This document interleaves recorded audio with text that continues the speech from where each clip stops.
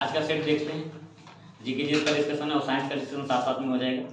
पहला सवाल जो है, बर्डी, ईगल और अल्बाट्रोस शब्दों का उपयोग में किया जाता है तो किस में किया जाता है? गोल्फ में। कौन सा खेल से संबंधित है? गोल्फ। ठीक है। अगला दूसरा सवाल देखते हैं। काजू उगाने के लिए किस प्रकार की मृदा सबसे उपयुक्त होती है? तो लाल लेटराइट मृदा। अच्छा, काली मृदा किस लिए फेमस है? किस? कपास के लिए, है ना। काली मृदा जो होता है किसके लिए फेमस है? कपास के लिए। ठीक है। जलोढ़ मृदा किस लिए है? अनाज के लिए। गेहूं चावल जो है ना, जो अनाज जो होता है यानी धान और गेहूं, वो कहाँ होगा? जलोढ़ मृदा में बेहतर होता है। ठीक है। आगे 3 नंबर, तमिलनाडु के निम्नलिखित त्योहारों में से कौन सा भगवान मुरुगा को समर्पित है? हाँ, थाईपुसम। कौन सा हो जाएगा? थाईपुसम, है ना। भगवान मुरुगन को कौन सा देवता से भी हम लोग मिल खाते हैं उसको? बताइए कौन सा? तो भगवान कार्तिकेय, है ना, जो है ना भगवान शिव के जो है ना, भगवान शिव और पार्वती के जो हैं पुत्र, बड़े पुत्र कार्तिकेय, उनसे है ना उनका है ना समकक्ष माना जाता है कि वो है ना उन्हीं का अवतार मानते हैं मुरुगन को। ठीक है, क्लियर। तो क्वेश्चन नंबर के 3 का क्या हो जाएगा सही आंसर? D number. ठीक है। बाकी पोंगल तो तमिलनाडु और ओणम कहाँ? केरल। ओणम केरल। ठीक है। चलिए आगे 4 नंबर देखिएगा। निम्नलिखित में से कौन तेलंगाना की पहली महिला मुख्य न्यायाधीश है? तो ये हो जाएगा हीमा कोहली। इसका सही आंसर क्या होगा? हीमा कोहली। हाँ, याद रखिएगा। 5 नंबर, स्वामी विवेकानंद ने वर्ष खाली है ना किस वर्ष रामकृष्ण मिशन की स्थापना की है? तो 1897 में उन्होंने क्या किया? रामकृष्ण मिशन की स्थापना किया था। रामकृष्ण परमहंस के शिक्षाओं को विस्तार करने के लिए, उनको प्रचार प्रसार करने के लिए उन्होंने क्या किया था? रामकृष्ण मिशन की स्थापना किए थे। और कहाँ? कलकत्ता बेलूर मठ में।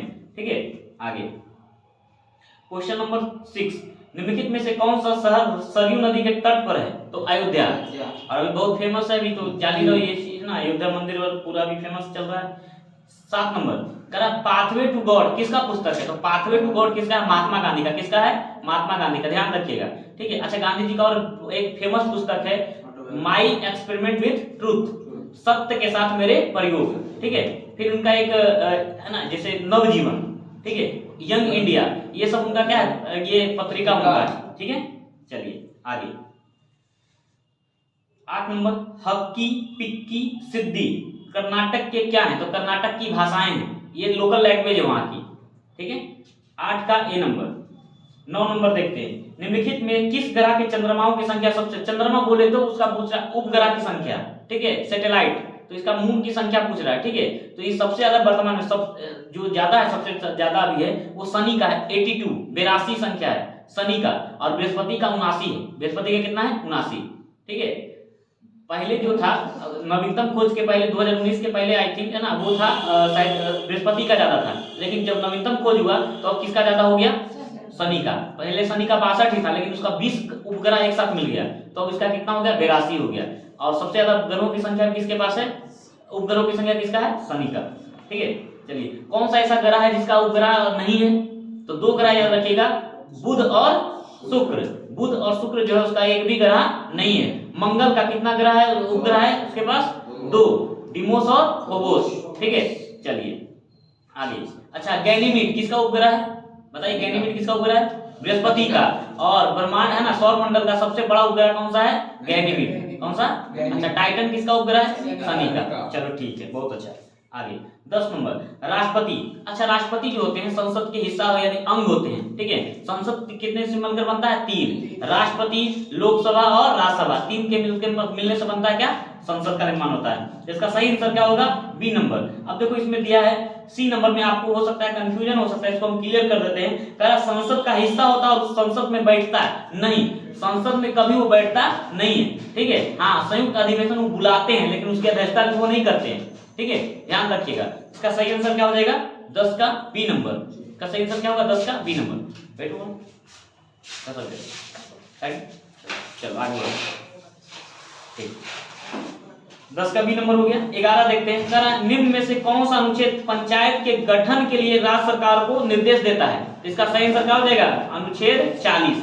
अनुच्छेद 40 में राज्य सरकार को ये निर्देश दिया गया है कि आप अपने यहाँ पंचायती राज व्यवस्था यानी पंचायतों का गठन कीजिए। ठीक है। अच्छा, एक अनुच्छेद दिया 48। अनुच्छेद 48 क्या कहता है? अनुच्छेद 48 जो है इसी के तहत यूपी सरकार यानी जो योगी सरकार है उन्होंने क्या किया, काऊ कट को रोक लगा दिया, यानी पशु वध की है ना, जो दुधारू पशु हैं उनके वध पर है ना रोक लगाने का ये निषेध करता है, यानी ये का प्रतिबंध लगाने का है ना ये है ना प्रावधान करता है। कौन सा? अनुच्छेद 48। अच्छा, जो हमारे बिहार में लागू हुआ शराबबंदी वो कौन सा आर्टिकल के तहत आता है? आर्टिकल 47। आर्टिकल 47 के तहत शराबबंदी लागू किया गया। ठीक है, आगे अच्छा आर्टिकल 50। आर्टिकल 50 में क्या है? कार्यपालिका को न्यायपालिका से अलग रखने का, यानी 50-50 हम आपको बताए हुए ये चीज। ठीक है, कार्यपालिका को न्यायपालिका से अलग रखने के लिए कौन सा आर्टिकल है? वो आर्टिकल 50 है, उसमें प्रावधान किया हुआ है। ठीक है, चलिए अब 12 नंबर, क्वेश्चन नंबर 12 जो है 12, निम्न में से किस अनुच्छेद के अंतर्गत वित्त आयोग के गठन का प्रावधान किया गया है? तो अनुच्छेद 280 बोलेगा वित्त आयोग के सिफारिशें किसमें है दिया हुआ है? तो 281 है ना। अनुच्छेद 2-3 को ध्यान में रखिएगा, कुछ अनुच्छेद हम आपको फिर से कर देते हैं रिकॉल। 280 इसमें वित्त आयोग का गठन किया जाता है, हर 5 वर्ष पर राष्ट्रपति द्वारा वित्त आयोग का गठन किया जाता है। ठीक है, और इसका गठन किस आर्टिकल के तहत किया जाता है? 280 के तहत ना ये किया जाता है, वित्त आयोग का गठन किया जाता है। 281 में वित्त आयोग की सिफारिशें पूछेगा, वित्त आयोग की सिफारिशें किस आर्टिकल में है? तो किसमें है? 281 में, याद रहेगा। अब इसमें कुछ आर्टिकल और दिया हुआ, कौन सा आर्टिकल है? 269 जो है ये बताता है कि जो राज्य सरकार है, राज्य सरकार के जो टैक्स होंगे वो संघ सरकार क्या करेगी? उसको वो वसूल करेगी, मतलब जमा कौन करेगी? संघ सरकार, और उसके बाद वो किसको दे देगी? राज्यों को दे देगी। और एक इसमें आर्टिकल दिया हुआ 268 ये संघ सरकार की टैक्स है, संघ सरकार के टैक्स है, इसको वसूल कौन करता है? राज्य, और उसके बाद फिर क्या करता है? संघ को भेज देता है। तो दोनों में ध्यान रखिएगा, 269 में संघ सरकार है ना, जो केंद्र सरकार उसको वसूल करेगा, जमा करेगा, उसके बाद वो राज्यों को देता है। 268 में क्या है? वो राज्य सरकार वसूल करती है, जमा करेगी, और उसके बाद वो संघ को भेज देती है। ठीक है, आगे इसके बाद अच्छा फिर एक आर्टिकल 265 है, 265 इसको देख लीजिएगा थोड़ा। ठीक है, आर्टिकल 265 क्या कहता है? कह रहा है किसी भी नियम के आधार पर ही कोई टैक्स लगाया जा सकता है। कोई कर लगाना है, इसके लिए कोई नियम होना चाहिए। बिना नियम का, बिना कर का है ना, सॉरी बिना कानून का आप कोई भी कर नहीं लगा सकते। किसी भी तरह का इनके मन हुआ तो ये टैक्स वो टैक्स नहीं आप लगा सकते। जब तक कोई कानून, निश्चित कानून पारित नहीं हो जाता है तब तक आप कोई टैक्स नहीं लगा सकते। ये कौन सा आर्टिकल में कहा गया है? 265 में। ठीक है, चलिए अब आगे चलते हैं। अनुच्छेद है ना, ये क्वेश्चन नंबर देखते हैं 13 नंबर। क्वेश्चन नंबर 13 क्या कहता है? भारत का महान्यायवादी, देखिए महान्यायवादी के बारे में क्वेश्चन लगातार आ रहा है, और इसके पहले वाला जो सेट में था हम आपको बहुत बार बताया है इसमें। तो देखिए महान्यायवादी के बारे में फिर से थोड़ा सा हम आपको बता देते हैं। ठीक है, इसको देख लीजिएगा। महान्यायवादी का उल्लेख कौन सा अनुच्छेद में किया गया है? बताइए। अनुच्छेद 76। अनुच्छेद 76। ठीक है, और ये राष्ट्रपति के प्रसाद पर्यंत ही क्या करते हैं? कार्य करते हैं, यानी जब राष्ट्रपति चाहेंगे इनको हटा सकते हैं। ये केंद्र सरकार के सबसे वरिष्ठतम वकील होते हैं।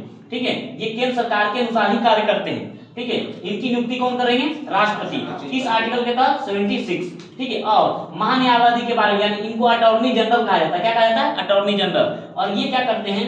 ये संसद के किसी भी सदन में, यानी वो राज्यसभा हो चाहे लोकसभा हो, किसी भी सदन में वो बैठ सकते हैं, वहां अपना विचार पेश कर सकते हैं, लेकिन वो केवल वहां जब वोटिंग होगा तो वोटिंग नहीं कर सकते। बस एक ही इसमें क्या है? ये मतदान नहीं कर सकते। क्या नहीं कर सकते हैं? मतदान। बस बाकी ये दोनों सदन में क्या करेंगे? बैठेंगे और उसमें हिस्सा लेंगे, अपना विचार भी प्रस्तुत कर सकते हैं, अपना विचार रख सकते हैं, बोल सकते हैं, इनको बोलने का अधिकार है, लेकिन ये मतदान नहीं कर सकते। क्लियर? क्योंकि ये संसद के है ना सदस्य नहीं है, इसलिए इनको है ना ये मतदान करने का अधिकार नहीं है। ठीक है, चलिए आगे बढ़ते हैं।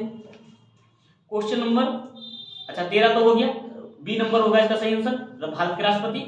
14 देखते हैं। 12वीं पंचवर्षीय योजना के दौरान कृषि एवं सहायक क्षेत्र के लिए निम्न में से किस एक औसत वार्षिक, बस सिंपल सा पूछा है ना, 12वीं जो पंचवर्षीय योजना था उसका औसत विकास दर कितना तय किया गया था? इसका सही आंसर होगा 4%। कौन सा कितना परसेंट होगा? 4%। ठीक है, चलिए आगे 15 नंबर का रहा है, निम्न में से कौन सा ईस्ट इंडिया कंपनी के सिपाहियों को विद्रोही बनाने का कारण नहीं था? कह रहा है ईस्ट इंडिया कंपनी का जो सिपाही विद्रोह हुआ, लगातार बहुत सारे सिपाही विद्रोह हुए, तो बोला कौन सा कारण नहीं है वाला पहले आप देख लीजिए, जो है वो जब आप निकाल लीजिएगा तो नहीं वाला खुद आपको पता चल जाएगा। तो देखिए कह रहा ईसाई धर्म फैलाने के लिए कंपनी के अधिकारियों के प्रयास, सही बात है, ये भी है, ये होगा। दूसरा नंबर, जहाज पर यात्रा करने के लिए सिपाहियों को आदेश, ये भी जबरदस्ती, एक्चुअली क्या है ना, हम लोग क्या मान्यता था और दक्षिण, खास करके दक्षिण भारत वाला क्षेत्र में, कि हम समुद्र पर में पैर नहीं रखते है ना, मतलब समुद्र देवता होते हैं तो हम समुद्र में कैसे पैर रखेंगे, कैसे हम पार करके जाएंगे। अब कोई देवता है, हम आप देवता पर आप लात नहीं लगा सकते तो आप चढ़ के कैसे पार कीजिएगा, ठीक है। तो ये मान्यता के कारण है ना बहुत सारे लोग जो थे है ना नहीं जाते थे, समुद्र का यात्रा नहीं करते थे, ठीक है। आगे तो ये भी कारण था। भत्ते की रोकथाम, भत्ता का रोक मतलब जैसे कहने का मतलब ये है कि अंग्रेज जो सिपाही होता था उसको अलग भत्ता दिया जाता था, ज्यादा भत्ता दिया जाता था, वेतन ज्यादा होता था, लेकिन जो इंडियन जो सिपाही होते थे उनको कम दिया जाता था। इसी कारण ये भी एक कारण है उनका विद्रोह का। और डी नंबर का अधिकारियों की अक्षमता। देखिए अधिकारियों की अक्षमता, ऐसा कोई तरह का कोई कारण नहीं था। अक्षमता का मतलब क्या है, उनके पास किसी तरह का एबिलिटी नहीं था। जब तक एबिलिटी नहीं होगा तो वहां से उसको रिक्रूट करके क्यों भेजेगा, ठीक है। इसका सही आंसर 15 का डी नंबर ये होगा, ये कारण नहीं है, ठीक है, कारण नहीं है सिपाही विद्रोह का, ठीक है। क्लियर, क्वेश्चन समझ में आ गया। क्वेश्चन क्या करा, सिपाही विद्रोह का कारण पूछ लेना था, कारण नहीं है उसको बताना था, जिसका कारण नहीं कौन होगा, डी नंबर। आगे 16 नंबर कह रहा, मुगल बादशाह बहादुर शाह जफर के बारे में कहा जाता था कि उसके साम्राज्य की सीमा थी। सही बात है, इनकी सीमा जो थी चांदनी चौक से है ना पालम तक था, ठीक है, बस वही रायसीना जो है वहीं तक आसपास में था, ठीक है। आगे 17 नंबर कह रहा, इनमें से किसने अंग्रेजी ईस्ट इंडिया कंपनी के कंट्रोल के खिलाफ बगावत नहीं की। तो हैदराबाद का निजाम। देखिए भारत को यदि गुलाम बनाने का सबसे बड़ा यदि श्रेय जाता है यदि तो अंग्रेज ने ही गुलाम बनाने का, यहाँ के लोगों ने ही भारत को गुलाम बनाया। यहाँ के बहुत सारे राजा जो महाराजा थे उन्होंने ही क्या किया है, भारत को गुलाम बनाया, रियली में देखिएगा तो। क्योंकि अंग्रेज मुट्ठी भर आए थे, उन्होंने यहाँ के लोगों को ही है ना अपना सेना में भर्ती किया, उसी से वो क्या किए, एक दूसरे को लड़ाए और उसके बाद वो उन्होंने शासन किया। वो वहां से उतना बड़ा सेना नहीं लेके आया था। आपको जब याद कीजिए 1857 के क्रांति के बाद हम आपको बताए थे कि उन्होंने अपनी सेना को 3:2 में कर दिया, फिर 2:1 में किया, इस तरह से। क्योंकि शुरुआत में 5:1 में रखा, यानी 5 आदमी यदि भारत का तो एक बस अंग्रेज रहता था। सोचो यदि 100 आदमी यदि अंग्रेज का तो 500 आदमी भारत का होता था। इस तरह से जब सेना में है तो सोचो 500 आदमी और यहाँ 100 आदमी, और ही एक आदमी 10-10 को वैसे ही मारता था जानबूझ के। बोलता था तुम लोग तो नौकर है, तुम लोग नीचा लोग है, तुम लोग है ना, तुम लोग का इतिहास पूरा है ना गंदा इतिहास है, तुम लोग का मनोबल गिरा हुआ है, तुम लोग गंदे आदमी हो। हम लोग को इस तरह से दबा के रखता था। और हम लोग में क्या होता था, कुछ लोग जैसे जो जमींदार वगैरह होते थे उन लोग क्या करते थे, उन लोग मजा लेता था, बोलता है गरीब है लोग ये। हम लोग का सबसे बड़ा बंटने का कारण जाति था। हम लोग छुआछूत को विश्वास रखते, हम लोग का सामाजिक स्थिति सबसे बड़ा खराब था। समाज की स्थिति ने ही हम लोग को गुलाम बनाया। राजे रजवाड़ा का जो है ना सुख सुविधा जो था उसने हमको गुलाम बनाया।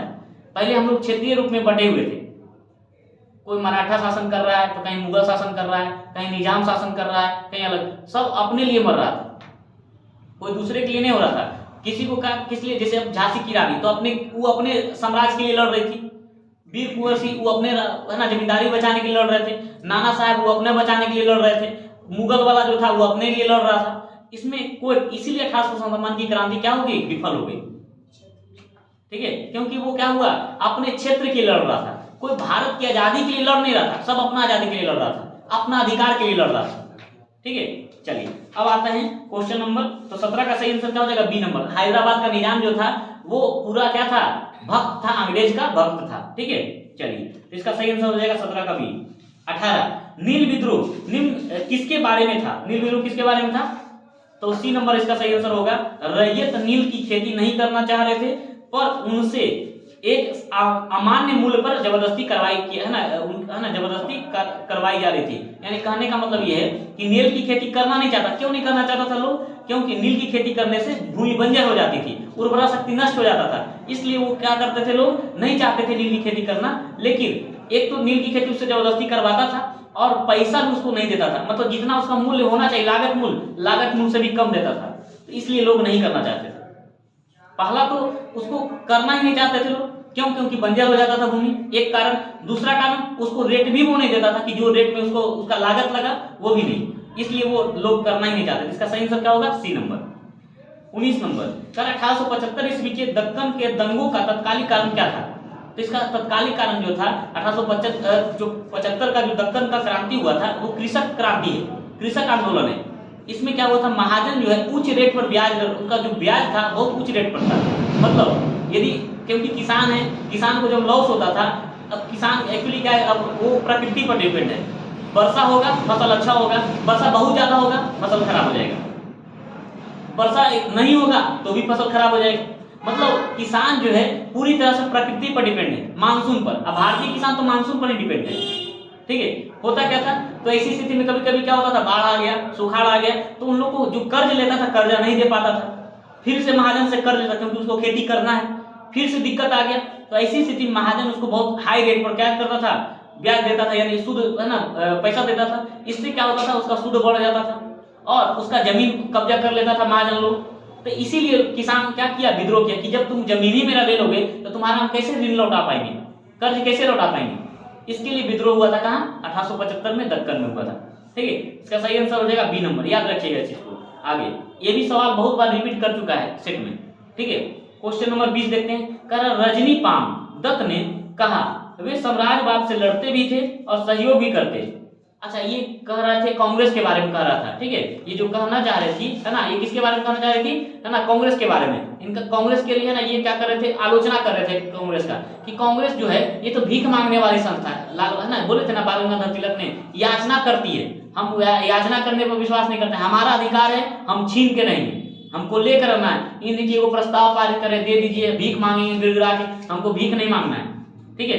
तो उसी आधार पर है ना, इन्होंने भी जो दत्त हैं उन्होंने भी क्या किया था, आलोचना किया कि ये क्या करता है, ये अंग्रेजों का सहायता भी करता है, अंग्रेजों का विरोध भी करता है। इसका हमको नीति नहीं पता चलता है, इसका दोहरा नीति चलता है, सहयोग भी और असहयोग भी, ठीक है। तो ये कौन सही आंसर क्या हो जाएगा, ए नंबर। अच्छा, राष्ट्रीय जो भारतीय राष्ट्रीय कांग्रेस है उसका स्थापना कब हुआ था, 28 दिसंबर 1885।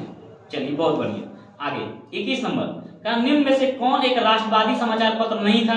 इसका सही आंसर होगा the times of India. The times of India का प्रकाशन 1861 से शुरू हुआ, ठीक है।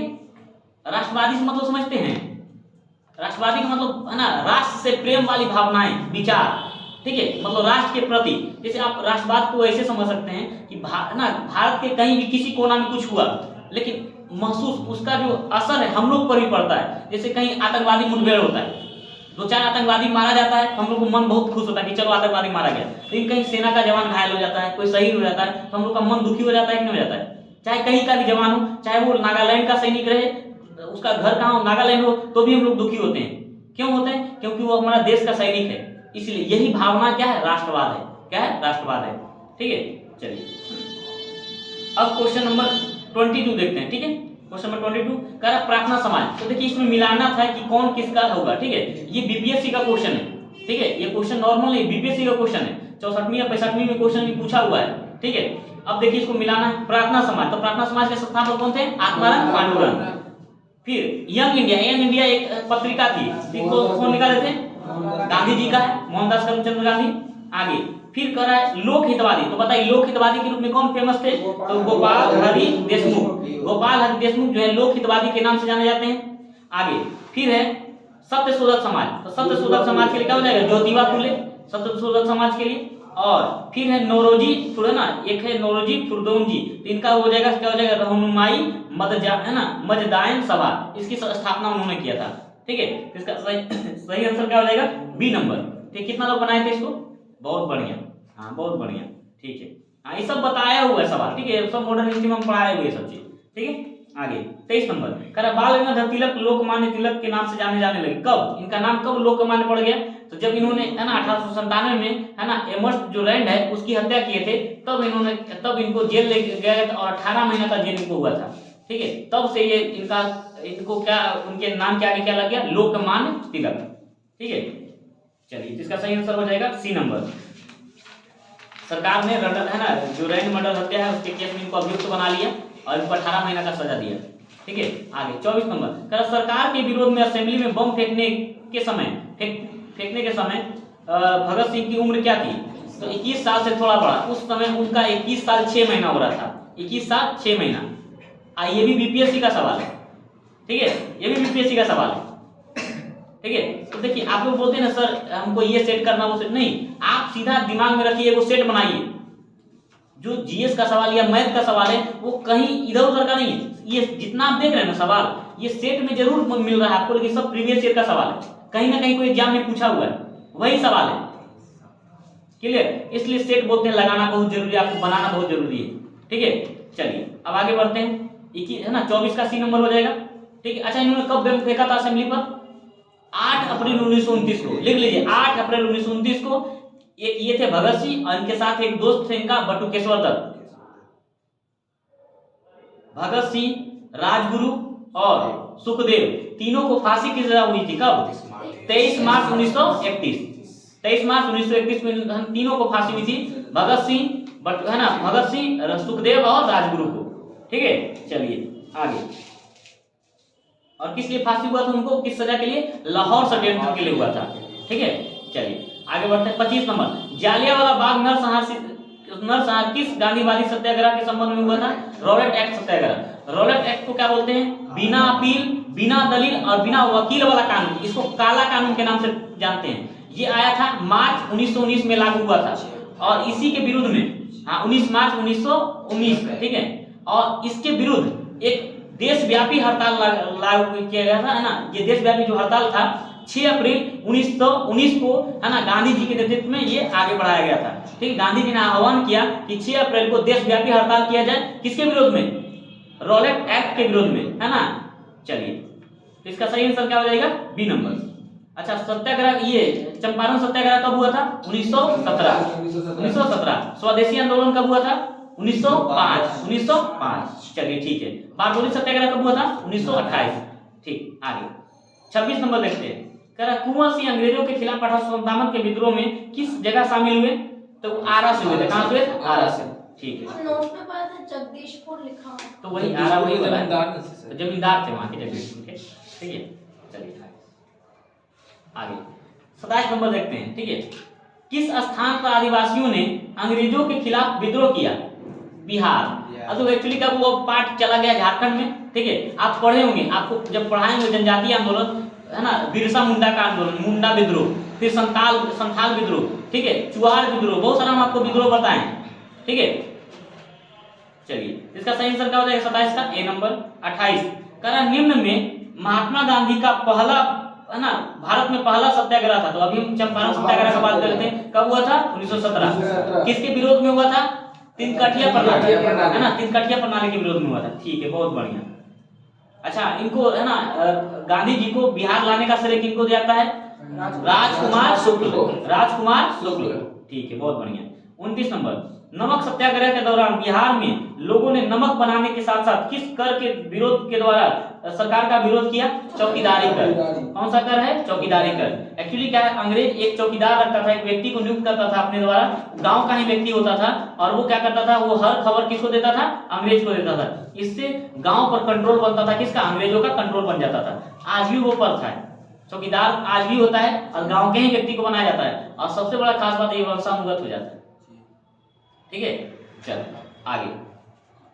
लेकिन इसका हाल ही में कुछ दिन पहले भी एक फॉर्म भी आया था इसका, ठीक, चौकीदारी का, ना, चौकीदार का बहुत सारा फॉर्म भी आया था ना। ठीक है, आगे 30 नंबर, फरवरी 1938 में बिहार की चुनी हुई सरकार ने किस कारणवश इस्तीफा दे दिया? इसको सही, इसको थोड़ा सुधार लीजिए, कल आंसर में, है ना, मिस्टेक हो गया था। 30 का डी नंबर कर लीजिएगा, है ना। राजनीतिक बंदियों को छुड़ाने के लिए, ये बिहार का बात कर रहा है, ठीक है, पूरा देश का बात करेगा ना, कि कांग्रेसों ने, है ना, कांग्रेस पार्टी ने जो अपने अलग अलग जगह जो इनका सरकार बना था, इन्होंने क्यों दिया? तब सही आंसर होगा कि इसको, है ना, द्वितीय विश्व युद्ध में शामिल कर दिया गया था, इसलिए होगा। लेकिन यहाँ बिहार के बारे में पूछ रहा है, इसलिए इसका सही आंसर क्या होगा? राजनीतिक बंदियों को छुड़ाना। ठीक है, आगे 30 का डी नंबर सही आंसर है। 31 देखते हैं। कल पाकिस्तान के साथ हुए 1965 के युद्ध के समय भारत के राष्ट्रपति कौन थे? कौन थे? सर्वपल्ली राधाकृष्णन। भारत के दूसरे राष्ट्रपति हैं सर्वपल्ली राधाकृष्णन, है ना। भारत के वे राष्ट्रपति जो सबसे अधिक वर्षों तक, है ना, राष्ट्रपति के पद पर रहे, राजेंद्र प्रसाद। 1950 में इनको राष्ट्रपति को मान लिया गया था ना, इसकी घोषणा की गई थी, और 1950 से 52 तक रहे थे। फिर 52 से 57 तक कौन रहे? सर्वपल्ली राधाकृष्णन। और सर्वपल्ली राधाकृष्णन के बाद यानी 67 से 69 तक जाकिर हुसैन रहे थे।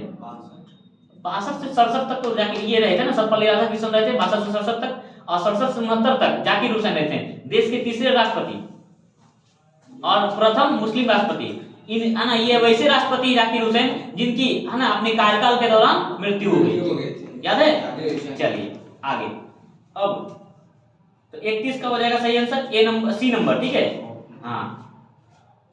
अब 32 नंबर का रहा है सबसे बड़ा नदी मोहना। देखिए इसका भी सुधार लीजिएगा आंसर, इसका कल मिसप्रिंट, इसका भी मिसप्रिंट आंसर हुआ था। बी नंबर गंगा नदी होगा, जिसका यदि गंगा नदी किए थे तो सही कर लेना, ठीक है। एक्चुअली क्या है, विश्व का सबसे बड़ा डेल्टा कौन है? सुंदरबन का डेल्टा। तो वही ना मुहाना बनाता है, सुंदरबन का डेल्टा है क्या? मुहाना है, गंगा और ब्रह्मपुत्र का, ठीक है। इसका सही आंसर क्या हो जाएगा? बी नंबर, ठीक है। चलो आगे 33 नंबर देखिएगा, तलवंडी स्थान से संबंधित। तलवंडी में किनका जन्म हुआ था?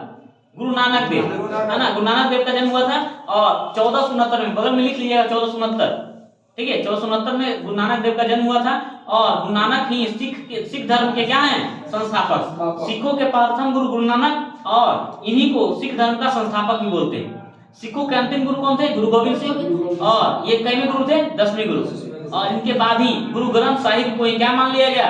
फिर हमेशा के लिए गुरु मान लिया गया। उसके बाद कोई गुरु अलग से आया नहीं, ठीक है। चलिए आगे, अभी वर्तमान में जो तलवंडी है ना, वो पाकिस्तान में पड़ रहा है, और इसका नाम क्या है? ननकाना साहब। अभी इसको क्या बोलते हैं? ननकाना साहब, ठीक है। आगे 34 नंबर, भारत के सर्वोच्च न्यायालय के संबंध में क्या सही है, कौन सा कथन गलत है, ये बोल रहा है। तो पहला ही गलत है, ऑप्शन दिया हुआ है, यह राज्य के नीति निर्देशक तत्वों के संरक्षक के रूप में कार्य करता है। तो नहीं, ये सरकार को हमेशा हिदायत देती रहती है, ठीक है, कि तुमको ऐसे काम करना, वैसे काम करना है, ठीक है। अब आगे बी नंबर का रहा है, भारत यह भारतीयों की स्वतंत्रता का संरक्षक है। सही बात है ना। यह संविधान का संरक्षक, ये भी सही बात है। यह भारत के राष्ट्रपति और उपराष्ट्रपति के चुनाव में उठे खड़े है ना विवादों के जांच की अंतिम शक्ति रखता है। तो सही बात है, राष्ट्रपति उपराष्ट्रपति का जो भी चुनाव होता है, उसमें जो विवाद होता है, उसका अंतिम रूप से निर्णय करने का अधिकार किसके पास होता है? राष्ट्रपति के, है ना, ये सुप्रीम कोर्ट के पास होता है, ठीक है। इसका ऑप्शन के अनुसार क्या हो जाएगा? ए नंबर होगा सही आंसर। क्या होगा? ए नंबर, ठीक है। मूल अधिकारों का ये संरक्षक है, मूल अधिकारों का गार्जियन है कौन? सुप्रीम कोर्ट, ठीक है। चलिए 35 नंबर का, बैलाडीला जो खान है किस लिए फेमस है? बैलाडीला खान किस लिए फेमस है? ये लौह ऐश के लिए फेमस है, ठीक है। और हाल ही में कुछ है ना, जो पीछे जो दरोगा का एग्जाम वुमेन्स वाला, उसमें भी एक पूछा हुआ था, उड़ीसा के है ना जगह था, है ना, उसके बारे में पूछा हुआ था किस लिए फेमस है। तो उसमें दिया हुआ था, तो लोहा का ऐश का नाम दिया हुआ था, हेमाटाइट, मैग्नेटाइट, ये सब नाम दिया हुआ था। तो ये अब ऐसे ही भारत में सबसे ज्यादा क्या, कौन सा लोहा पाया जाता है? हेमाटाइट। तो इसका सही आंसर क्या हो जाएगा? हेमाटाइट, है ना। जगह का नाम हमको अभी ध्यान में नहीं है, ठीक है, हम आपको बता देंगे अगले दिन, ठीक है। आगे, लेकिन उड़ीसा का था, ठीक है, उड़ीसा का जगह था, ठीक है। कौन सा था? उड़ीसा का, ठीक है। आगे, हाँ, बादाम पहाड़ था, ठीक है, बादाम पहाड़ याद आ गया, बादाम पहाड़, ठीक है। बादाम पहाड़ किस लिए फेमस है? तो हेमाटाइट के लिए फेमस है। हम आपको सब पढ़ाए हुए, बताए हुए ये सब चीज, लोहरदगा, बादाम पहाड़, बाबा बुधन की पहाड़ी, ये सब पढ़ाए हुए कि नहीं, ठीक है। चलिए अब कर रहा है 36 नंबर, कह रहा झारखंड राज्य का स्थापना दिवस कब मनाते हैं? तो 15 नवंबर। कब हुआ था झारखंड बिहार से अलग?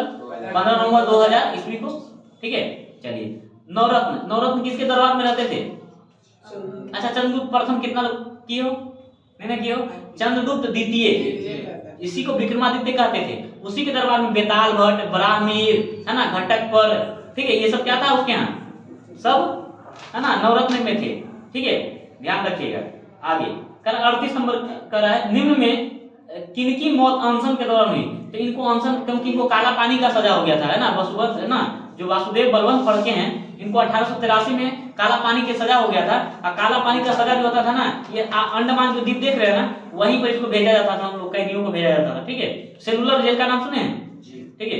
एक अंडमान निकोबार द्वीप में भी एक जेल है, ठीक है, उस जेल में उन लोग को भेज दिया जाता था, है ना, पोर्ट ब्लेयर का जो जेल है वहां भेज दिया जाता था, ठीक है। और उसमें पूरा बाहर था ना, पूरा क्या होता, बड़ा बड़ा दीवार होता था, ठीक है। और बाहर आप जाइएगा तो उस दीवार में बहुत सारा पेड़ पौधा अंदर में है, और वही जो एक गड्ढा कर दिया जाता था, उसमें पानी रहता था, ठीक है। और वही पानी आपको पीना है, आपको ना खाने के लिए मिलेगा ना पीने के लिए मिलेगा, आपको बस उसमें डाल के छोड़ दिया जाएगा।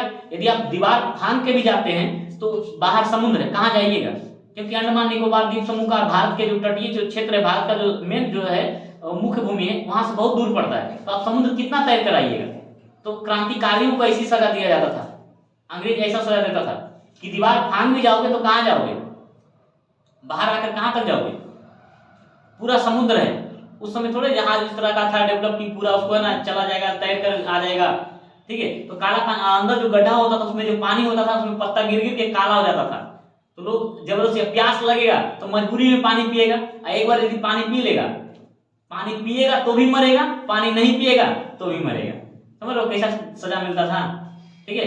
हाँ आगे 39 नंबर, 1919 ईस्वी में गांधी जी ने सत्याग्रह सभा का आयोजन निम्न में से किसके विरोध में किया? तो रॉलेट एक्ट, अभी हम इसका चर्चा कर चुके हैं, ठीक है। 40 नंबर, शबद एक धर्म गीत था, ठीक है, सिखों का धर्म गीत है शबद। ये आदि ग्रंथ में संकलित है और आदि ग्रंथ की रचना किसने किया? गुरु अर्जुन देव, है ना, गुरु अर्जुन देव सिखों के 5वें गुरु, ठीक है। चलिए आगे कर रहा है 41, भारतवर्ष के किस क्षेत्र में न्यूनतम वर्षा होती है? तो लेह लद्दाख वाला क्षेत्र में, ठीक है, लेह इसमें नहीं है तो लद्दाख सही आंसर होगा। 42, बुल एवं बियर किससे संबंधित है? शेयर बाजार से। बुल एवं बियर जो होता है इसको तेजड़िया और मंदड़िया बोलते हैं, है ना, तेजड़िया और मंदड़िया। जब है ना बहुत ज्यादा शेयर उछाल में रहता है, जब तीव्र रहता है तो उसको बोलते हैं तेजड़िया यानी बुल, और जब मंद हो जाता है, जब भाव गिर जाता है शेयर का तो उसको बोलते हैं मंदड़िया, है ना, बियर, ठीक है। इसका सही आंसर क्या हो जाएगा? बी नंबर, शेयर बाजार से। 43, राजा राम मोहन राय ने निम्नलिखित में से किससे संबंधित नहीं है? तो देखिए सबसे पहले सती प्रथा से तो होंगे। अब देखिए सती प्रथा का विरोध कर रहे हैं, सती प्रथा का विरोध जब कर रहे हैं यानी विधवाओं को जीने का वो दे रहे हैं, तो जब सती प्रथा का वो विरोध करके विधवाओं को जीने का अधिकार दे रहे हैं तो विधवाओं को विवाह करने का भी तो अधिकार देंगे। भले इनके समय वो लागू नहीं हुआ लेकिन ये भी पक्ष में थे कि विधवा, है ना, जो विधवा पुनर्विवाह होना चाहिए, लेकिन वो उनके समय लागू नहीं हो पाया। 1856 में जाके लॉर्ड कैनिंग ने करवाया, और ठीक है ईश्वर चंद्र विद्यासागर इसके लिए बहुत ज्यादा है ना फेमस रहे, ठीक है, क्लियर। तो खैर विधवा, तो इसका सती प्रथा से विधवा पुनर्विवाह हो जाएगा, दो को रिलेट हो गया। अब अंग्रेजी शिक्षा, ये अंग्रेजी शिक्षा के भी पक्षधर थे, तो इसका सही आंसर क्या हो जाएगा? संस्कृत की शिक्षा। संस्कृत की शिक्षा के लिए इन्होंने बहुत ज्यादा प्रयास नहीं किया, ठीक है। इसका सही आंसर क्या हो जाएगा? 1 नंबर, सी नंबर और डी नंबर सही है, लेकिन इसका ऑप्शन के अनुसार जो होगा बी नंबर ये गलत ऑप्शन है इसका, संस्कृत की शिक्षा, ठीक है। 44, एशिया की सबसे लंबी नदी यांगत्से क्या है? यांगत्से, ठीक है। अब भारत की सबसे लंबी नदी गंगा, कितना लंबाई है? 225। हाँ 25-25, ठीक है, बहुत बढ़िया, 25-25, ठीक है। अच्छा, हांगो को पीली नदी कहते हैं, हांगो को क्या बोलते हैं? पीली नदी, और ब्रह्मपुत्र को सांगपो, याद है, सांगपो। 45 नंबर, त्रिपुरा भारत के किस दिशा में है? तो इसको तो नॉर्थ ईस्ट में है ना, 7 सिस्टर्स, याद करो, नॉर्थ ईस्ट बोलते हैं। इसका सही आंसर क्या हो जाएगा? उत्तर पूर्व। 46 नंबर, कह माउंट एवरेस्ट किस देश में है? नेपाल। नेपाल की राजधानी काठमांडू, क्या? काठमांडू, ठीक है। अच्छा, नेपाल में कैसा मुद्रा चलता है? रुपया, वहां भी रुपया चलता है, ठीक है। अच्छा, नेपाल का रुपया देखो, हाँ देखो, नहीं देखो कल दिखा देंगे, ठीक है। हाँ आगे, सामूहिक रूप से मंत्रिपरिषद के प्रति उत्तरदायी होता है, बताओ जी। अब इसका सवाल जो है ये मंत्रिपरिषद के, है ना, दो तरह से सवाल आएगा। मंत्रिपरिषद सामूहिक रूप से उत्तरदायी और एक व्यक्तिगत रूप से उत्तरदायी। तो सामूहिक रूप से उत्तरदायी जब बोलेगा तो लोकसभा होगा, लेकिन यहाँ लोकसभा ऑप्शन नहीं है, तो जब लोकसभा ऑप्शन नहीं रहे तो संसद करना है। क्या करना है? संसद, इन्हीं की राज्यसभा कर देना है। लोकसभा नहीं तो राज्यसभा, नहीं राज्यसभा नहीं करना है, लोकसभा नहीं तो संसद। ऑप्शन है संसद आपके पास, तो सामूहिक रूप से तो संसद, यदि लोकसभा है तो लोकसभा करना है, ठीक है। और यदि व्यक्तिगत रूप से बोलेगा तो राष्ट्रपति, व्यक्तिगत रूप से किसके प्रति होगा? तो राष्ट्रपति, ठीक है, क्योंकि व्यक्तिगत रूप से जवाबदेही जो होता है, यदि कोई संसद निर्णय ले रहा सांसद, तो उसका व्यक्तिगत जो निर्णय होता है उसके प्रति को, वो किसके प्रति जिम्मेदार होता है? वो राष्ट्रपति के प्रति जवाबदेह होता है। इसका सही आंसर क्या हो जाएगा? B number. 48, रविन्द्रनाथ टैगोर रचित जन गण मन, तो जन गण मन इन्हीं के द्वारा गाया है ना, रचित है, ठीक है। और इसको उन्होंने पहली बार कब गाया था? 1911 में। 1911 में कलकत्ता अधिवेशन में उन्होंने गाया था पहली बार, और 1912 में तत्वबोधिनी जो पत्रिका निकला था उसमें इसका प्रकाशन किया गया था, जन गण मन का, ठीक है। और 1896 के जो अधिवेशन हुआ था, कलकत्ता अधिवेशन ही, जिसमें रहमतुल्लाह सयानी इसके क्या थे? अध्यक्ष थे 1896 में, उसमें वंदे मातरम गाया गया था, ठीक है। दोनों याद रखना, 1896 में वंदे मातरम और 1911 में जन गण मन। एक हमारा राष्ट्रीय गीत और दूसरा हमारा राष्ट्रीय गान। अच्छा, जन गण मन गाने के लिए कितना सेकंड का टाइम होता है बताइए? 52 सेकंड, बहुत बढ़िया। आगे, अब आगे बढ़ते हैं। 49 नंबर, आकस्मिक निधि को राष्ट्रपति कैसे दे? देखो इसमें आप दो तरह का जो ऑप्शन है ना, आप लोग लग रहा है सर ये सही है कि कौन सा भी सही है, आपको बी नंबर और डी नंबर आपको थोड़ा सा है ना डाला होगा, ठीक है, आपको थोड़ा संशय में डाला होगा, लेकिन आपको थोड़ा सा इससे निकल जाना है। कैसे?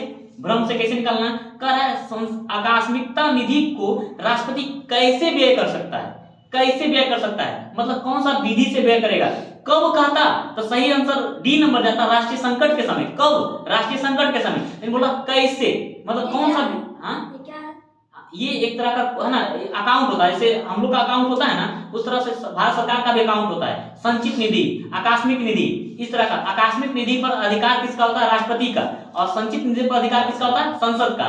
जो खर्च होता है, जो पैसा आवंटित होता है, संसद को पूरा पैसा का आवंटित होता है, जो उसका लिखा था कितना पैसा किसके लिए जा रहा है, तो पास होगा, संसद से जब पास होगा तो वो उतना पैसा उस योजना के लिए निकल जाता है, ठीक है। तो ये अकाउंट होता है, भारत सरकार का अकाउंट होता है, ठीक है। एक आकस्मिक निधि और एक संचित निधि। आकस्मिक निधि पर राष्ट्रपति का कंट्रोल होता है। अब उतना समय नहीं कि हम लोग है ना सांसद क्या करेगा, जब मान लीजिए कोई देश में घटना घट गया, जैसे कोरोना काल आया था, विपदा का काल था, या फिर कहीं बाढ़ आ गया, अब वहां पर मदद पहुंचाना है, तो संसद का सत्र बैठेगा, संसद लोग मानेगा, तब वहां से पारित होगा, तो बहुत लेट हो जाएगा। तो ऐसे में राष्ट्रपति के हाथ में होता है कि वो आकस्मिक निधि से फंड का क्या कर सके, है ना, वो फंड वहां से दे सकते हैं, और उसके बाद फिर संसद में उसको पारित करा लिया जाता है। ये राष्ट्रपति का पूरा अधिकार होता है इस पर, लेकिन हाँ इसको संसद में भी पारित करवाना पड़ता है बाद में, ठीक है। तो क्या लिखा हुआ है, संसदीय स्वीकृति के पूर्व, यानी राष्ट्रपति खुद से कर देंगे, उसके बाद संसदीय स्वीकृति लेते रहिए बाद में, ठीक है। तो इसका सही आंसर हो जाएगा 49 का बी। अच्छा, दोनों जो मैं आपको बताएं, संचित निधि का उल्लेख 266 में, लिख लीजिए अनुच्छेद, संचित निधि अनुच्छेद 266 और आकस्मिक निधि 267, ठीक है। आकस्मिक निधि 267, संचित निधि 266, हाँ 266, ठीक है 266। आगे तो आज हम 65 से लेकर 69 तक आपको बता चुके हैं, ठीक है। 65, 66, 67, 68, 69, ठीक है। चलिए आगे बढ़ते हैं। 50 नंबर कह रहा डॉक्टर बी आर अम्बेडकर का संविधान सभा में निर्वाचन, देखिए निर्वाचन पूछेगा तो पश्चिम यानी बंगाल वाला क्षेत्र से हुआ था, लेकिन ये संविधान सभा के सदस्य किससे बने थे, है ना, बंगाल प्रेसिडेंसी से, ठीक है। दोनों सवाल अलग अलग है। यदि आपसे सवाल पूछे कि भीमराव अम्बेडकर, जैसे यहाँ पर सवाल है निर्वाचन कहाँ से निर्वाचित हुए थे, तो ये बंगाल से हुए थे, तो इसमें ऑप्शन कौन सा, पश्चिम बंगाल सही है। लेकिन बोलेगा कि संविधान सभा के सदस्य किससे बने थे, कहां से, तो बंबई से। क्यों, क्योंकि वो क्षेत्र जहां से बंगाल से चुन कर आए थे वो पाकिस्तान में चला गया, आजाद है ना, क्योंकि हमारा देश जब बंटवारा हुआ तो वो बंगाल वाला क्षेत्र जो था वो कहां चला गया, वो चला गया था पाकिस्तान को, इसीलिए वो क्षेत्र पर तो अब हम लोग वहां से आ नहीं सकते, इसलिए उनको फिर से कहां से किया गया था, बंगाल से, है ना, ये बंबई से उनको है ना सीट दिया गया था, ठीक है। इसका सही आंसर क्या हो जाएगा, सी नंबर। अब आते हैं थोड़ा सा साइंस में आते हैं, ठीक है, ठीक है। आगे क्वेश्चन नंबर 51 देख रहे हैं, कह रहा AMR, अच्छा AMR का फुल फॉर्म ही पूछा, उतना हमको पढ़ने का नहीं है ना, देख लेते हैं। AMR का फुल फॉर्म क्या है, anti microbial resistance, anti microbial resistance, ठीक है। इसका सही आंसर क्या हो जाएगा, सी नंबर। 52 कह रहा है खाली स्थान को आमतौर पर मिल्क शुगर, देखो मिल्क शुगर कौन सा, लैक्टोज, है ना, शुगर में कौन सा होता है, लैक्टोज, और इसी के कारण ना जो लैक्टिक एसिड होता है, इसी कारण दूध से दही बनता है, लैक्टिक एसिड कारण, और लैक्टिक एसिड होता है इसमें, यही क्या होता है हमारे, क्या होता है शरीर में जब जम जाता है तो हम लोग को क्या होता है, दर्द होता है ना, हम लोग का दर्द का जो कारण लैक्टिक एसिड ही है, ठीक है। चलिए आगे 52 का ये हो गया।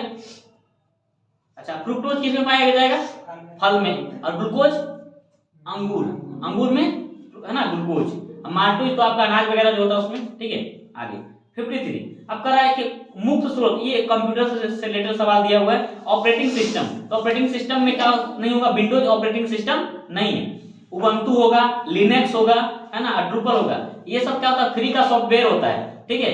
तो उसी को बोलते हैं क्या, है ना, और ना ये बोलते हैं ऑपरेटिंग सिस्टम, ठीक है, ओपन सोर्स वाला, ठीक, ओपन सोर्स का मतलब फ्री वाला, मुफ्त वाला, ठीक है। चलो 54 किसके द्वारा अनुवांशिकता के विज्ञान को अनुवांशिकी और अनुवांशिक शब्द का, यानी अनुवांशिकी जो शब्द है यानी जेनेटिक शब्द का पहली बार प्रयोग किसने किया, जॉनसन ना, जॉनसन ने किया था, ठीक है, जॉनसन ना, वाटसन, कौन किया था, वाटसन, ठीक है, डब्ल्यू वाटसन, किसने किया था, वाटसन ने, ठीक है। आगे वाटसन क्रिक, इसका सही आंसर हो जाएगा क्या, यहाँ जॉनसन होना चाहिए, लेकिन है ना, वाटसन नहीं होना चाहिए, जॉनसन होना चाहिए इसका सही आंसर, ठीक है। इसको 54 को घेर दो, ठीक है, जॉनसन नहीं होना चाहिए, है ना। अनुवांशिकी शब्द का प्रयोग, जेनेटिक शब्द का प्रयोग सबसे पहले जॉनसन ने किया था, ठीक है, यहाँ वाटसन ने दिया है, जॉनसन कर लो, ठीक है, जोहानसन कर लो इसको, ठीक है। वाटसन गलत है, ठीक है, डी नंबर दे दिया है, लेकिन ऑप्शन नहीं था तो डी नंबर ठीक था। लेकिन जोहानसन होगा इसका, ठीक है। अनुवांशिकी शब्द का सबसे पहले प्रयोग किसने किया था? जोहानसन ने किया था, ठीक है। 54 का डी, लेकिन वहां बगल में करके लिख लो, जोहानसन कर लो, ठीक है। पानी का अधिकतम घनत्व, पानी देखो घनत्व, आप जब भी कोई पदार्थ को आप गर्म कीजिएगा तो पदार्थ क्या होगा? फैलेगा, तो उसका आयतन बढ़ेगा। लेकिन इस जल में उल्टा होता है, 0 से 4 डिग्री तक जब आप उसको गर्म कीजिएगा तो सिकुड़ेगा, ठीक है। तो इसलिए जल का जो घनत्व होता है, हम आपको ऊष्मा वाला चैप्टर में पढ़ाए थे, जल का जो घनत्व होता है 4 डिग्री सेंटीग्रेड पर सबसे अधिकतम होता है, ठीक है। जब आप जल को जमाते हैं, आप एक बोतल पूरा पानी लीजिए और उसको जमा दीजिए, ठीक है। जब वो पूरा बर्फ बन जाएगा तो देखिएगा उसको पूरा टाइट होगा, बोतल ऐसे आप ना आप दाब के देखिएगा तो बोतल दबाएगा नहीं, यानी फैल जाता है। जल क्या होता है? फैलता है। जमने पर जमने पर क्या होता है? जल फैल जाता है, ठीक है। आगे 54 देखिएगा, अच्छा 56 देखिएगा। ओजोन मनुष्य की रक्षा करता है किससे? यूवी रेस से। अल्ट्रावायलेट यानी पराबैंगनी किरण से रक्षा करता है, ठीक है, पराबैंगनी किरण से। ओजोन का अणुसूत्र क्या होता है? O3।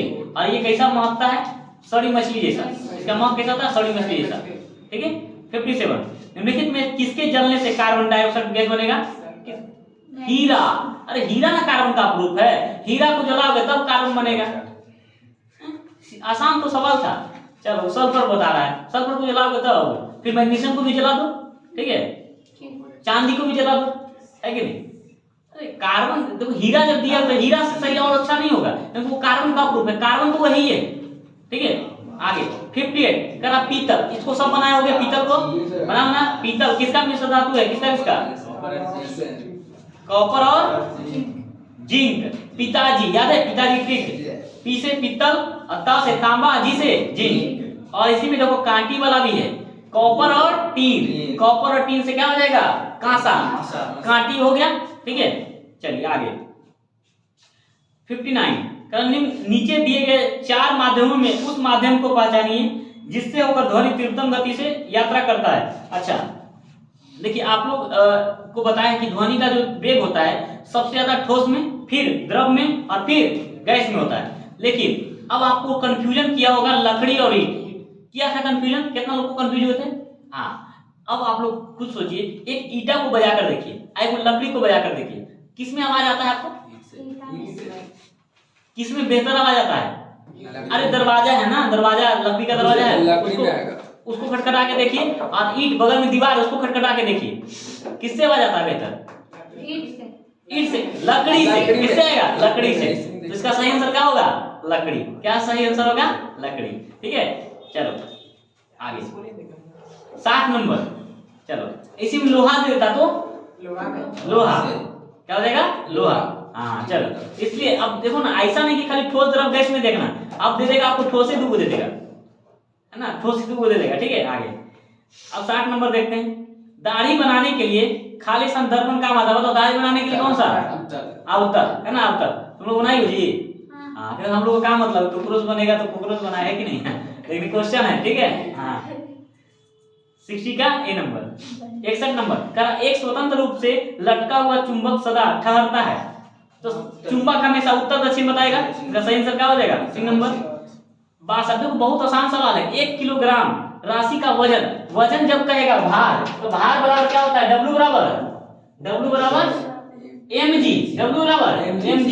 तो m का मान 1 kg है और g का मान 9.8, तो इसका सही आंसर क्या हो जाएगा? 9.8। भार का मात्रक, वजन क्या होता है? न्यूटन। तो 9.8 न्यूटन। कितना लोग किए? बहुत बढ़िया। हाँ चलो, जो किए बहुत बढ़िया, है ना। इसमें बहुत आसान सा सवाल है, ठीक है, लेकिन आपको बहुत घुमाएगा। कितना? 1 किलो देखना चाहिए, 1 न्यूटन तो हो जाएगा, है कि नहीं? हाँ, लेकिन वो 1 न्यूटन गलत था, ठीक है। चलो 63 ध्वनि तरंगे होती हैं, तो देखो ध्वनि तरंगे लंबवत होती हैं, ठीक है। अब ध्वनि तरंगे आप कहिए सर लंबवत किसे होगा? ठीक है, तो ये ध्वनि तरंगे जो होती है, क्योंकि अनुदैर्घ्य होती हैं, तो ये जो गमन करती हैं, इनका गमन जो होता है ये इस तरह से गमन करती है ना, ये पूरा इस तरह से फैल के जाएगा, ये पूरा फैलेगा, फिर क्या हो जाएगा? फिर पूरा अलग हो जाएगा, ये पूरा अलग होगा, फिर एक जगह सिकुड़ जाएगा पूरा इस तरह से, फिर क्या होता है? लंबवत गमन करता है। क्या होता है? लंबवत गमन करता है, ठीक है। क्या रिकॉर्डिंग में तो हाँ होता है ना, हाँ लंबवत होता है, ठीक है, बहुत बढ़िया। देखो ध्यान में कितना अच्छा है। चलो ये ना प्रैक्टिकल करो, ठीक है, प्रैक्टिकल बहुत साइंस प्रैक्टिकल का ही है, ठीक है। आगे 69 का ये नंबर हो गया। 64 करा यदि लोलक की लंबाई 4 गुनी की जाए, ये हम आपको हमेशा बताए हैं इसका ना, ये आवर्तकाल का फॉर्मूला क्या होता है बताइए, आवर्तकाल का फॉर्मूला क्या होता है, T बराबर 2 पाई रूट एल बाई जी। अब हमने क्या किया, लंबाई एल बढ़ा दिया, एल कितना बढ़ा के कर दिए 4, तो अभी एल था, इसको कितना कर दिए 4l, यहाँ 4l जब देंगे तो 2 बाहर आ जाएगा, 4 का रूट करेंगे तो 2 बाहर हो जाएगा, और ये 2 पाई रूट एल जी को हम टी बोलते हैं, तो अभी टी क्या हो जाएगा 2t हो जाएगा। तो कितना हो गया, आवर्तकाल क्या हो गया, समय क्या हो गया दोगुना, समय क्या हो गया दोगुना, समय क्या हो गया दोगुना, इसका सही आंसर क्या हो जाएगा दोगुना। क्लियर, समझ में आया कि नहीं आया, आया ना। हाँ ये दोबारा हम दूसरा तीसरा बार आ चुका है ये चीज, आवर्तकाल वाला टाइम पीरियड, ठीक है, इसको टाइम पीरियड टी से इंडिकेट करते हैं, ठीक है। आगे 65 ये दिया और आसान था, कर एक कार की गति एवं समय ग्राफ नीचे दर्शाया गया है, कार का वजन बेकार में ऐसे ही दिया हुआ है, कार द्वारा प्रथम 2 सेकंड में की गई दूरी तय कितना है, तो 2 सेकंड देखो, पहला सेकंड में तो वहीं पर है, दूसरा सेकंड में देखो कहां पहुंचा है, ये कहां पर दिखा रहा है, दूसरा सेकंड में इसका ऊपर में है ना, तो इसका देखो 2 सेकंड में जब आप जाओगे, 1 सेकंड एक दूसरा सेकंड में, इसका सही आंसर क्या होगा ए नंबर 15 मीटर, इसका सही आंसर होगा क्या होगा ए नंबर, ठीक है। चलो ग्राफ वाला है ना, ग्राफ का क्वेश्चन है, ठीक है। 66 देखो, कार्बन मोनोऑक्साइड की अभिक्रिया 300 डिग्री सेंटीग्रेड पर हाइड्रोजन से कराने पर क्या होगा, तो मीथेन प्राप्त होगा, ये वो कार्बन है, कार्बन मोनोऑक्साइड में कितना कार्बन, एक कार्बन, एक कार्बन से क्या होगा मीथेन, है ना, अभी तो ही पढ़ा रहे हैं आपको ऑर्गेनिक केमिस्ट्री में, ठीक है। 67 कर एक व्यक्ति एक दीवार को धक्का देता है पर विस्थापित करने में असफल रहता है, तो काम किया कि नहीं काम किया, काम किया, कहाँ काम किया, जब उसमें, अरे कार बराबर क्या होता है, कार बराबर क्या हुआ W बराबर F डॉट S, मतलब हम बल लगाएंगे तो उसमें विस्थापन हो तब ना कार्य समझा जाएगा, हम बल लगा रहे दीवार हिल ही नहीं रहा है तो विस्थापन हुआ ही नहीं, तो मेरा कार्य क्या हुआ वर्क डन 0, यानी काम नहीं हुआ है, इसका सही आंसर क्या हो जाएगा ए नंबर, कोई काम नहीं हुआ। साइंस के अनुसार ऐसे 50 दिन भर लगल है, भले नहीं हिला, है ना। हाँ आगे 68 सीमांत घर्षण निर्भर करता है, तो तल की प्रकृति और अभिलंब प्रतिक्रिया पर, ठीक है, दोनों पर निर्भर करता है। तल यदि खुरदरा होगा तो सीमांत घर्षण का मान बढ़ जाएगा, और अभिलंब प्रतिक्रिया भी क्या होगा, जब ये सीधा होगा ज्यादा, है ना, ज्यादा लंबवत होगा तो क्या होगा, इसका भी मान क्या हो जाएगा बढ़ जाएगा, ठीक है। ये जब अभिलंब प्रतिक्रिया का मान बढ़ेगा तो भी ये क्या होता है बढ़ जाता है, इसका सही आंसर बी नंबर होगा।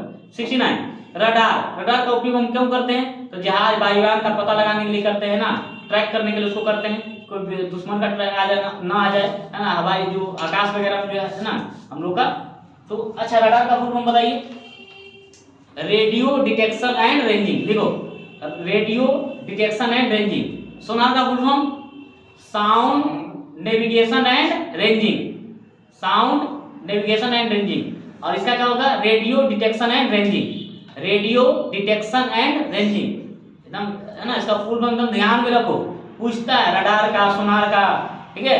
अभी देखो आप हो सकता है अगला सेट में आ जाए, तो ठीक है, रेडियो डिटेक्शन है ना रेंजिंग। 70 नंबर देखो, वृत्ताकार आकृति वाला और यूएस, देखो सीधा सीधे पूछ रहा है कि यूएसएसआर द्वारा छोड़ा गया पहला उपग्रह कौन सा था, सैटेलाइट कौन था, तो स्पुतनिक होगा, इसका सही आंसर क्या होगा स्पुतनिक, ठीक है। चलो ए नंबर 71 नंबर का रहा है चुंबकीय कपास सुई, तो देखो चुंबकीय आ जाएगा तो कौन सा दिशा में ठहरेगा, उत्तर दक्षिण, दो क्वेश्चन तो एक ही जैसा दे दिया आपका, कितना लोग बनाए थे, बना लिए थे, बहुत बढ़िया। नहीं आगे 72 नंबर करा होमो सेपियंस किसका वैज्ञानिक नाम है, मनुष्य का, मानव का, ठीक है। अच्छा मेढक को क्या बोलते हैं, राना टिग्रीना, और बाघ को टाइगर टाइग्रिस ना, पैंथरा टाइग्रिस, है ना, ठीक है, टिग्रिस भी बोलते हैं इसको, ठीक है। आगे 73 नंबर देखते हैं, एक अंतरिक्ष यात्री पृथ्वी तल की तुलना में चंद्र तल पर अधिक ऊंची छलांग लगा सकता है, तो क्यों नहीं लगाएगा? क्योंकि वहां पर है ना, वहां लगा लेता है। लंबा छलांग क्यों लगाता है? क्योंकि वहां जी का मान क्या होता है? कम होता है ना। पृथ्वी का जी होता है उसके कितना होता है? 1/6 होता है जी मून, ठीक है। इसलिए क्या होता है? लंबा छलांग लगाता है, ठीक है। आगे 74, ग्रीष्म काल में हमें सफेद वस्त्र धारण करना चाहिए। क्यों? क्योंकि वो क्या करता है? ताप को कम अवशोषित करता है ना, उष्मा का कम अवशोषित करता है, ठीक है। इसलिए सही आंसर सी नंबर होगा। 75 नंबर का रहा है समय का मात्रक नहीं है। तो समय का मात्रक कौन नहीं होगा? प्रकाश वर्ष। प्रकाश वर्ष किसका मात्रक है? दूरी का मात्रक है, ठीक है। अच्छा, अधिवर्ष क्या होता है? Leap year. एक वर्ष में 366 दिन लीप ईयर। और चंद्रमा क्या होता है? लूनर है ना, लूनर मंथ। एक मंथ में मतलब 29.5 दिन है ना, लिख लो। चंद्रमा में क्या होता है? 29.5 दिन, 29.5। इसे तो 29 दिन 12 घंटा और 44 दिन है ना, ये 44 मिनट होता है, ठीक है। लेकिन इसको लिख लो 29.5 दिन लिखो बेटा।